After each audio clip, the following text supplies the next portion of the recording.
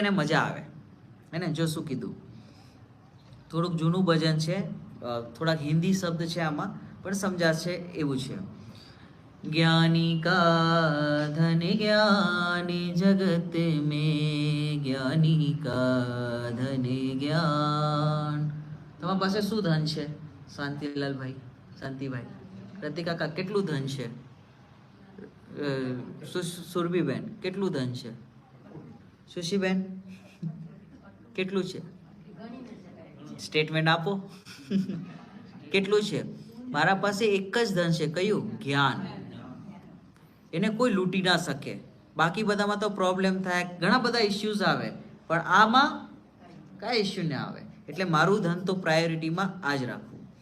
જ્ઞાની કા ધન જ્ઞાન જગત મેં, જ્ઞાની કા ધન જ્ઞાન, ज्ञानी का धन ज्ञान जगत में, ज्ञानी का धन ज्ञान.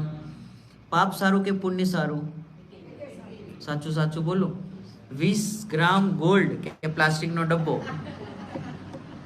એમાં થોડુંક એમ અઘરું પડી જાય નહીં? જો જ્ઞાન કેવું હોય, પાપ ન ભાઈ પુણ્ય ન ભાઈ, પાપ ન ભાઈ પુણ્ય ન ભાઈ, નિત્ય નિરંજને રૂપ સુહાય, नित्य निरंजन रूप सुहाए, चक्रवर्ती की संपदा भी, चक्रवर्ती की संपदा भी, मिले तो धूल समान,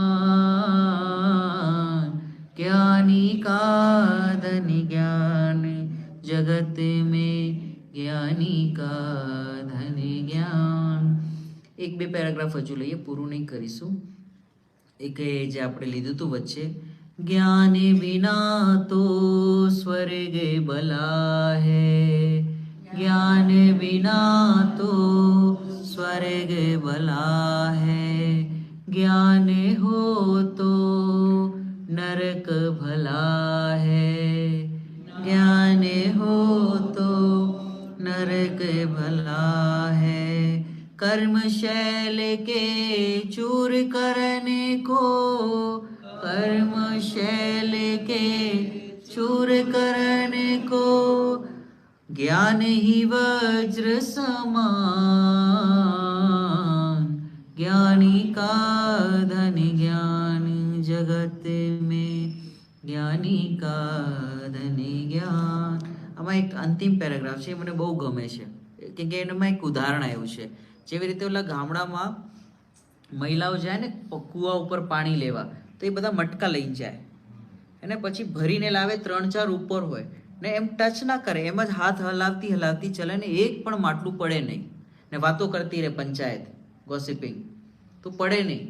તો એમાં ઉદાહરણ આપ્યું, ज्ञान को धारे ज्ञान का धारी, ज्ञान को धारे ज्ञान का धारी, जो सिर गगरी धरे पनिहारी, जो सिर गगरी धरे पनिहारी, चंचल चाले करे बहु बातें, चंचल चाले करे बहु बातें, કેટલી પણ વાતો કરે, ચંદ્ર ગગરી પર ધ્યાન, જ્ઞાની કા ધન જ્ઞાન જગત में, જ્ઞાની કા ધન જ્ઞાન.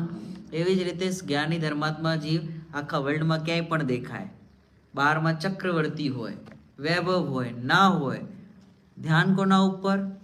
એક ઉદાહરણ સાંભળ્યું છે ને, એટલે ચક્રવર્તીને કે તમે આટલું મોટી મોટી વાતો કરો છો કે આ પરિગ્રહ ન રાખવું જોઈએ ને આમ ને તેમ, આમાં સુખમાં નથી, આટલું મોટું મહેલ છે એને, આટલું મોટું મહેલ છે, તમે ભોગવો તો છો, તો કે એવું લાગે છે મહેલમાં આવજો. ચક્રવર્તી એટલે કેટલું મોટું મહેલ હશે ને, આપણે કલ્પનાઓની બહાર છે.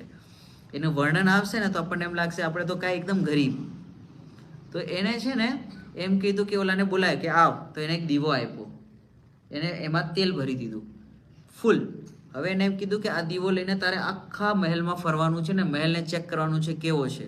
પણ એક સર છે, આ દીવાનું એક પણ ટીપું નીચે પડ્યું તો તારા સાથે આ એક સૈનિક આવે છે, નીચે પડ્યું તો તારું સર કલમ. તો દીવો લઈને નીકળ્યું કે હવે રાજા કે તો કરવું જ પડે, ચક્રવર્તી એટલે 6 ખંડનો અધિપતિ. એ લઈને ફરે ફરે ફરે ફરે આખો મહેલ ફરીને આવી ગયો. પછી એને પૂછ્યું મહેલમાં શું દેખાયું? કે દીવો ને દીવાનું તેલ. કે તને જેવું દીવાનું તેલ દેખાયું એવી જ રીતે અમે મહેલમાં રહીએ પણ અમને અમારું આત્મા જ મુખ્ય હોય, આ તો બધું બહારનું છે એમાં સુખ છે નહીં. એવી જ રીતે જ્ઞાનીનો તો આત્મા જ મુખ્ય છે. આત્મા શું કરે? જાણે. વિશેષ ચર્ચા ફરી કરીશું. સહજાનંદી શુદ્ધ સ્વરૂપી